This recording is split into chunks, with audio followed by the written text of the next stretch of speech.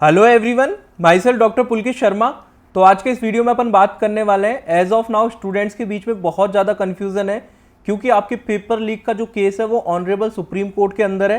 तो ऐसे में क्या आपको रीनीट 2024 के एग्जाम की प्रिपरेशन स्टार्ट कर देनी चाहिए या फिर आपको नीट 2025 के लिए प्रिपरेशन करना शुरू कर देना चाहिए, या फिर अगर आपका अच्छा स्कोर आ रहा है तो आपको नीट 2024 की काउंसलिंग के लिए प्रिपरेशन शुरू कर देनी चाहिए। आपको एक्चुअल में क्या करना चाहिए एज ऑफ नाउ, आज के इस वीडियो में बात करेंगे। जो बेस्ट अप्रोच आपके लिए हो सकती है, किस तरीके से आपको अपनी रैंक के अकॉर्डिंग, जो आपकी रैंक 4 जून के रिजल्ट में आई थी उस अकॉर्डिंग आपको अपनी अप्रोच रखनी है, उसके बारे में बात करेंगे।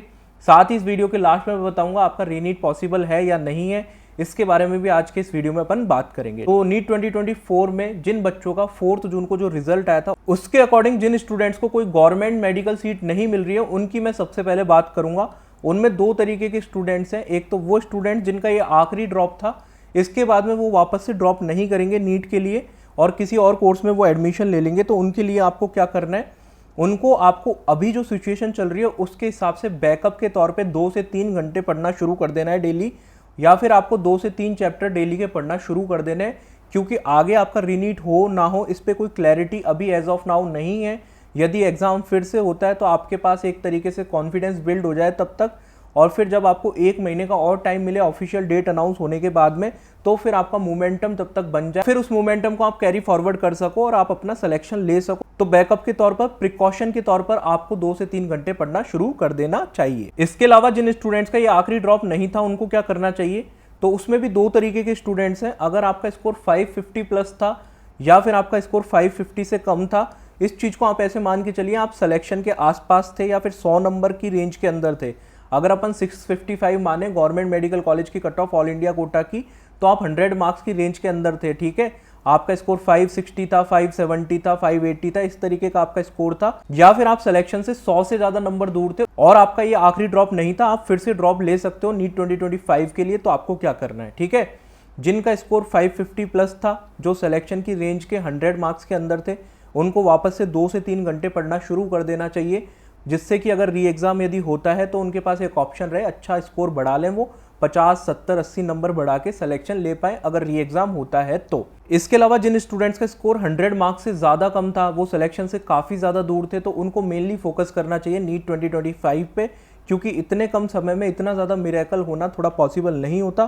तो आप फुल फ्लैशली नीट 2025 के लिए प्रिपरेशन कर सकते हैं। अगर आपने नीट 2025 के लिए प्रिपरेशन स्टार्ट कर दिया है, प्रिपरेशन करने की सोच रहे हैं, तो आप नीट प्रेप की ऑफलाइन टेस्ट सीरीज ज्वाइन कर सकते हैं।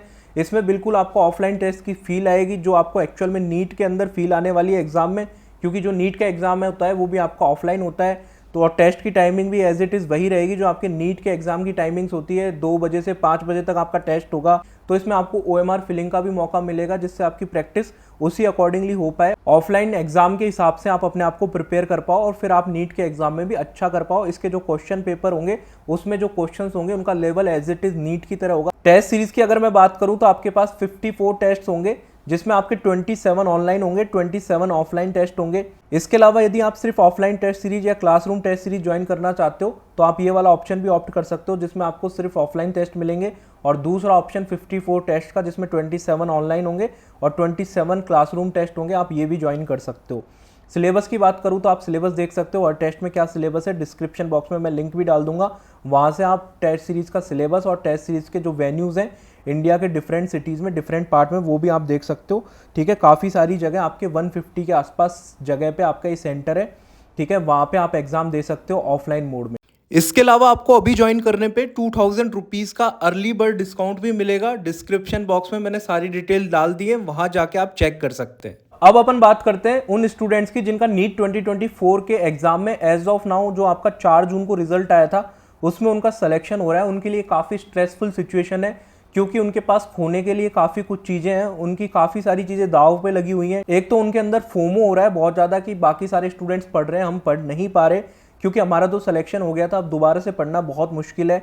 इसके अलावा उनको काउंसलिंग पे फोकस करना है या फिर री एग्ज़ाम पे फोकस करना है। तो ऐसे में मैं आपको बता दूं, आपको दोनों चीज़ों पे फोकस करना पड़ेगा एज ऑफ नाउ, क्योंकि सिचुएशन थोड़ी सी अजीब है। बैकअप के लिए आपको 2 से 3 घंटा पढ़ना शुरू करना है, 1 से 2 चैप्टर से स्टार्ट करना है, फिर आप धीरे धीरे चीज़ों को बढ़ा सकते हो, टाइम को थोड़ा थोड़ा बढ़ा सकते हो जैसे जैसे सिचुएशन आपकी डिमांड करती है। यदि अगर लगता है कि रीनीट की तरफ चीज़ें जा रही हैं, ऑनरेबल सुप्रीम कोर्ट की तरफ से स्टे लग जाता है या फिर सुप्रीम कोर्ट की तरफ से कुछ ऐसे इंडिकेशंस आते हैं जहाँ पे आपका री एग्ज़ाम पॉसिबल है, तो जो आप मोमेंटम बिल्ड करोगे उस पर आपको कैरी ऑन करना है और फिर आप नंबर ऑफ आवर्स और नंबर ऑफ चैप्टर जो डेली करोगे वो इंक्रीज कर सकते हो। पर बैकअप की तरह जिससे आपको फोमो ना हो, जिससे आपको टेंशन ना हो, आप टेंशन फ्री रह के रह पाओ कंपेरेटिवली, उसके लिए आपको थोड़ी थोड़ी पढ़ाई शुरू कर देनी है। इसके अलावा आपको काउंसलिंग पे भी फोकस करना है। सिचुएशन थोड़ी अजीब है, तो आपको पढ़ाई पे और काउंसलिंग पे दोनों पे थोड़ा थोड़ा फोकस करना पड़ेगा, क्योंकि आपकी काउंसलिंग है वो 6 जुलाई से स्टार्ट हो रही है, जिसमें आपको चॉइस फिलिंग के रिगार्डिंग आपको देखना है किस तरीके से आपकी चॉइस फिलिंग होगी, आपकी रैंक के अकॉर्डिंग आपको ऑल इंडिया कोटा में संभावना रहेगी या स्टेट में कहाँ बेटर कॉलेज मिल सकता है, और बेस्ट पॉसिबल कॉलेज के बारे में भी आपको सोचना है। ठीक है, ये सारी सिचुएशन के बारे में आपको सोचना है। रीनीट होगा या नहीं होगा तो आपको मैं बता देता हूँ, इकोनॉमिक ऑफेंस यूनिट और सीबीआई की टीम अपने एविडेंसेस ऑनरेबल सुप्रीम कोर्ट में रखेगी।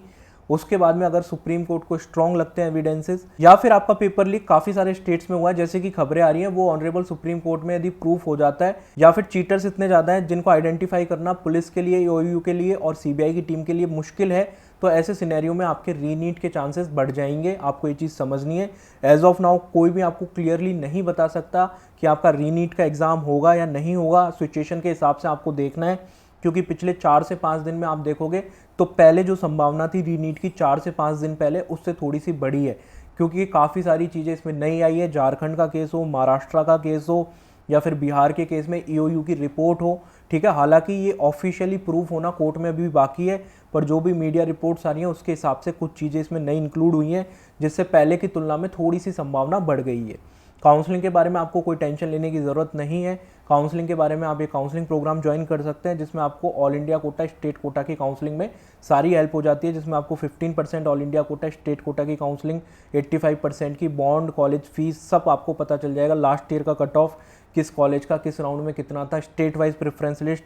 इसके अलावा आपको व्हाट्सअप असिस्टेंस, काउंसलिंग में जो भी कन्फ्यूजन होते हैं सभी का सॉल्यूशन आपको इसमें मिल जाएगा। प्लान 1 आप इसके लिए ज्वाइन कर सकते हो। प्लान 2 उन स्टूडेंट्स के लिए जो प्लान 1 के साथ साथ कॉलिंग असिस्टेंस भी चाहते हैं, तो वो प्लान 2 ज्वाइन कर सकते हैं। कैसे ज्वाइन करना है, इस नंबर पे आपको व्हाट्सअप पे मैसेज करना है।